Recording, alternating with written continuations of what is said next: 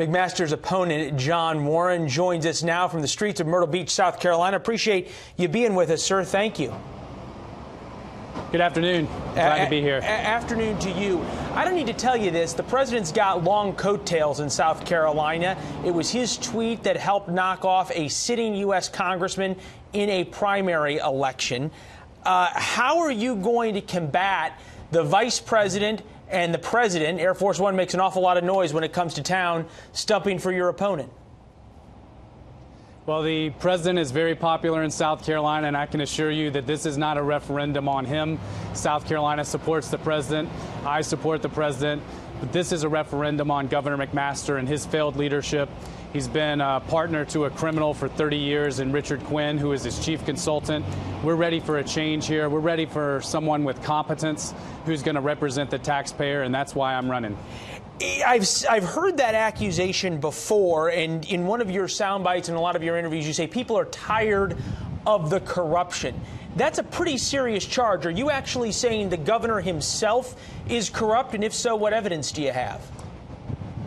I'm saying that a lot of people that surround themselves with the governor are corrupt. We've had 4 legislators since 2014 indicted who have resigned in disgrace. 3 of the 4 share the exact same chief political consultant as the governor. And we have a criminal investigation going on right now, so we don't know what's going to happen. So we've got to have new blood. We need a businessman, a conservative, and a Marine to go in there and change South Carolina for the better. Let's talk about some of the issues that you're going to have to deal with. One thing that affects South Carolina perhaps disproportionately is tariffs and the reciprocal tariffs that are being placed because of President Trump's policies.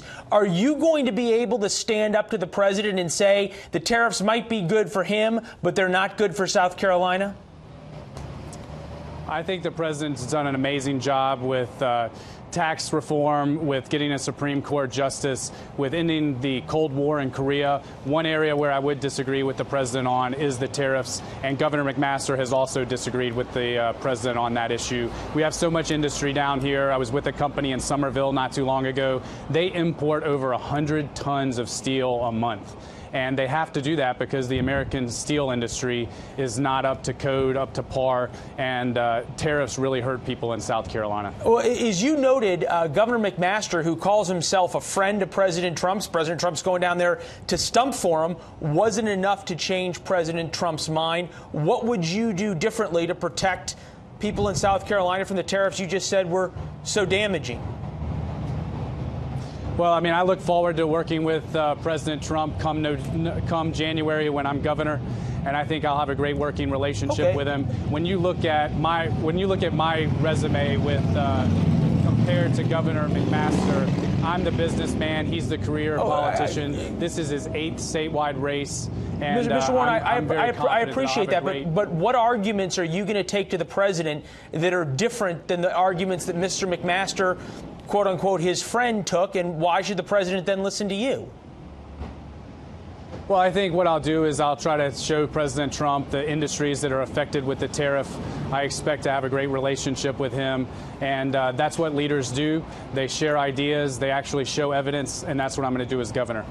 All right, Mr. Warren, we appreciate you being with us. I know it is going to be a long, hot slog to the finish line on Tuesday. We wish you luck and invite you back anytime, sir. Well, I appreciate it. Thanks for having me.